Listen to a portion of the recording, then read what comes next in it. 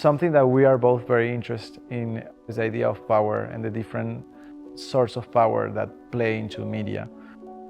The main idea of the show is to bring people into this space as a makeshift TV studio where we have all these different elements that are in the language of television, but that really speak to all these different facets and aspects of growing up in Latin America and consuming foreign media that just becomes a part of your everyday life. What does it actually mean to be from Latin America, right? It's not just about memory as nostalgia, but really looking into those memories and analyzing the ways that it impacted us and impacted the context where we come from. And how many of these memories and many of these experiences have been curated and fabricated to elicit different emotions from us, and now it's they're part of who we are.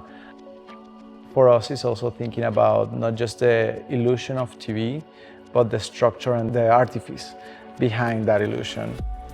For this, we kind of push ourselves into venturing into new terrains. So people will see a huge range of work, of everything from projection-based to sculpture to printed images. I think I had never worked on the logistics of such a large installation. So it was very interesting for us to think on ways on how to activate it and make it feel lively, immersive, and full. The team at Locust Projects, they are being extremely supportive in helping us realize our vision.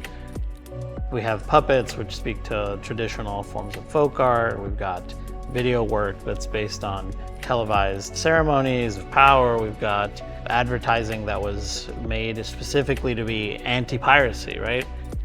So for us, it was also this idea of the bootleg and piracy as access.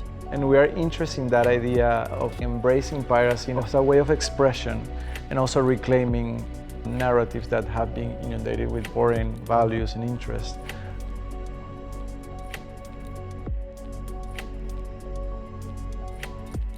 Art has many functions, but if you're doing a critique of something, I think it has to speak of that something and it has to carry a message. And I want the work to do that.